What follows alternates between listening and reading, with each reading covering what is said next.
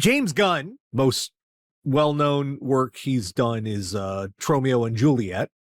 James Gunn was pretty much handed the keys to the kingdom at DC, and he is now the CEO of DC Studios. And as you're no doubt aware, Superman came out. It was a huge hit.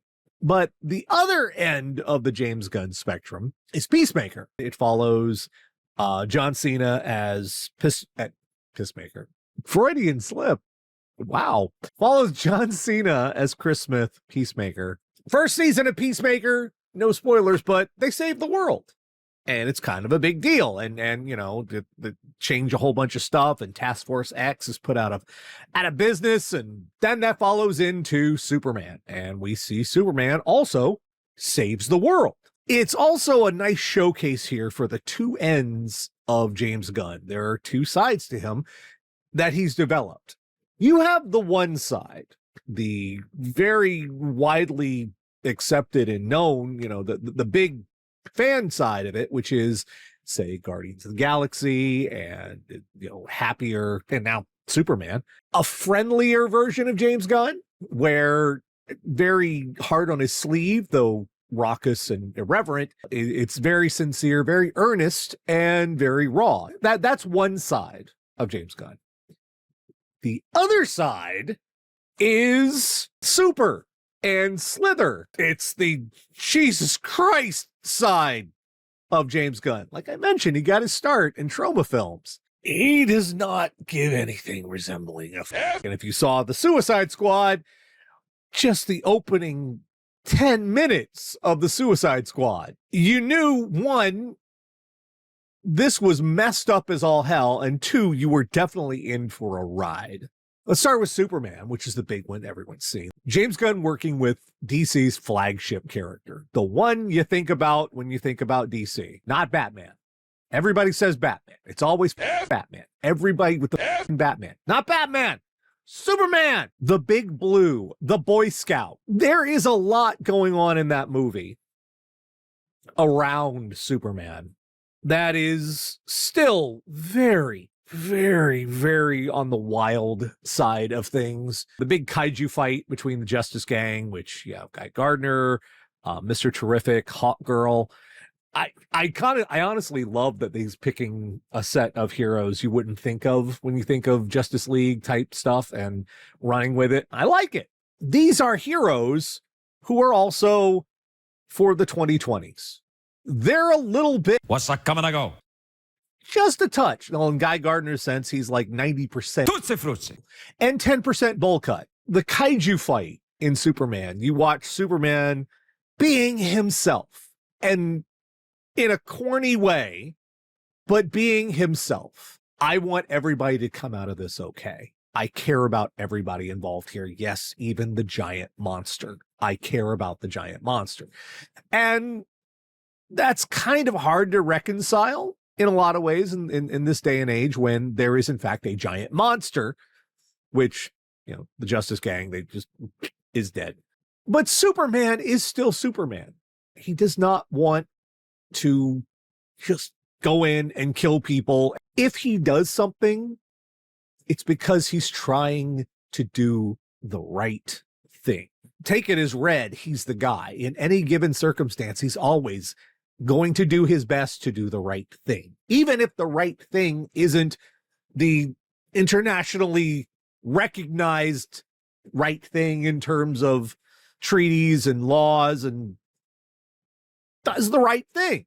There's a part of the film where Superman and Lois are having a conversation. I don't mean the first one, the interview, which is pretty much, you know, trying to be devil's advocate, but what it really makes you, that interview between Lois and Superman, what it really makes you feel is, screw the devil, guy. But there's a second conversation, and it really feels like, for a minute, James Gunn is, through Lois, trying to talk. It's him talking to Superman, because it's talking about how she's more cynical than Superman is, how she's more grounded, and she feels like she has to ask the both-sided kind of questions, and she has to approach it, and she doesn't trust the earnestness.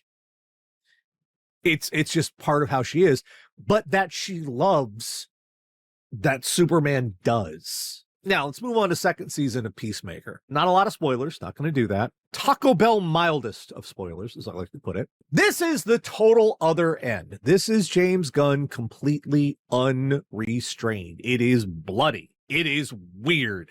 It is confrontational. Part of why he gets away with it, big air quotes around that, is he decided to pick characters that are kind of on the fringes of the comics. Peacemaker has never been a big character before now. He was in the 5-cent dollar bin. He was he was the peg warmer on the Walmart shelf for the toys, the action figure nobody wanted. And James Gunn decided to go in. It's like, I want that guy. Nobody's playing with that guy. I want to play with that guy. There is a way, years and years ago when we were kids, that we talked about comics and TV and other shows like this. We had debates about it, and we're like, oh, you should just blow the guy up. But wouldn't there be blood and guts everywhere? Yeah, but that would just, why else would he just, that's a stupid way of handling it. We had these conversations. We had our own in-jokes about these things that the show never touched on. It didn't acknowledge those sort of things. That was a fan thing. The shows and comics, everything used to play it very straight in a lot of ways. Not always, but mostly. Peacemaker flips the script. It regards the characters and the situations and the world it's in much the same way we do. It acknowledges the ridiculousness of it and the strangeness of it. And that's the f***ed up part of it. James Gunn cannot help being two things: weird and sincere. And the big thing about Peacemaker is the contrast with Superman. Superman is saving the world to make people better. He doesn't care about making himself better. He's really very selfless. That's Superman. He's doing it and suffering through a lot of ridiculous crap to make the world better because that's just who he is. Peacemaker and all his friends, the 11th Street Kids, the whole 9 yards in the first series, they saved the world because in a lot of ways, it felt like they decided doing the right thing might fix them. They're not crappy people. They want to do the right thing because they want to save people's lives and but there is a real feeling from every single one of these broken characters in that first season that in the very end, when they choose to make a very, very ridiculous last stand in their own way, they're doing it because they think maybe this will fix something in me. Maybe when I come out of this, I'm going to be better. I'm going to be an improved version of myself. And if this was a conventional story, then yeah, these people would, saving the world would make them better people. But James Gunn does the very realistic thing. Doing the right thing doesn't fix you. And that's very evident in the start of season 2 because all of the characters have saved the world. And yet they are in their own ways still the same messes and in some ways worse off. Peacemaker makes an audition to join the Justice Gang. And it's humiliating because it doesn't go well. But he thinks, doesn't saving the world count for something? Don't they know who I am now? But he still has his own things to wrestle with. He hasn't changed just because he did the right thing. A lot of the characters did not want to address their own faults and flaws. Saving the world is their way of trying to avoid the work of fixing themselves, which is hard work, by trying to save everybody else and hoping, well, that's enough. It's kind of flipped on the head from Superman doesn't save the world because he's trying to fix himself. He knows he has his faults, his flaws. He wrestles with the fact that he's very powerful and he's trying to do what's right with all that power. But in the end, he doesn't strike me as a very broken person. It's hard on him. You're Superman. It's not as easy as it looks. He saves the world because he wants to make the world better. The characters in Peacemaker saved the world because they wanted to make themselves better.